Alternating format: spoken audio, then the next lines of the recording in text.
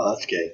Hey, hello, I'm LJ Morante. I'm a student at JTech. Today I'm going to work on a Chevrolet Aveo, and we're going to be diagnosing a crank no start. Some of the reasons why it does not have a crank no start can be because of it doesn't have time sparking, it doesn't have good air intake, it doesn't have proper fuel mixture, and it doesn't have strong compression. We'll go further into see why it doesn't start. Now we need to verify the customer complaint that it cranks but doesn't start.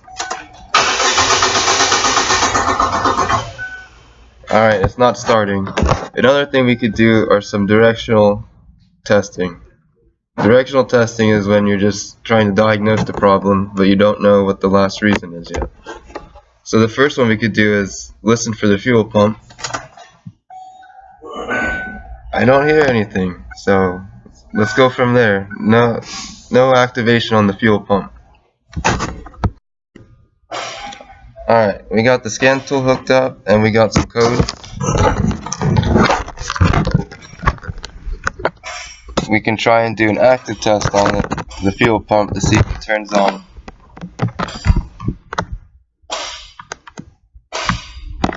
Let's see, let's go to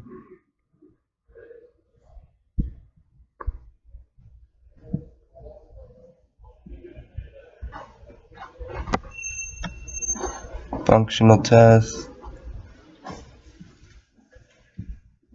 and then output,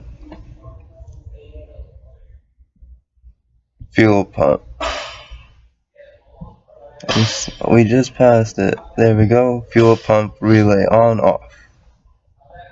Perform the test with key on. The key is on. Engine off.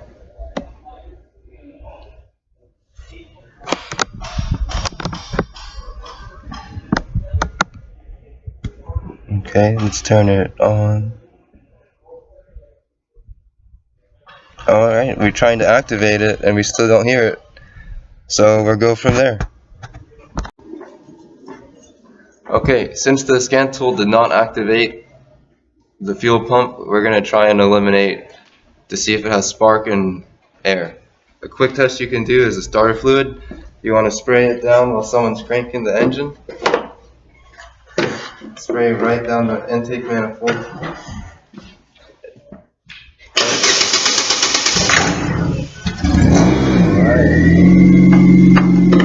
So it started up and it eliminated that we have air and spark. We can continue to diagnose our fuel. Alright guys. Another thing we verified is that our injectors are working because it started, and we also verified that it's not a mechanical issue with the fuel pump because it was able to start and idle the engine.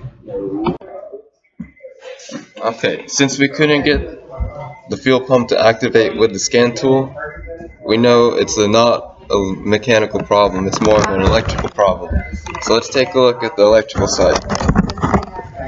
We have the fuse box open and we found the proper relay for it, and what we noticed was that it's really loose. Here's a good, safe and solid relay, and here's our fuel pump relay.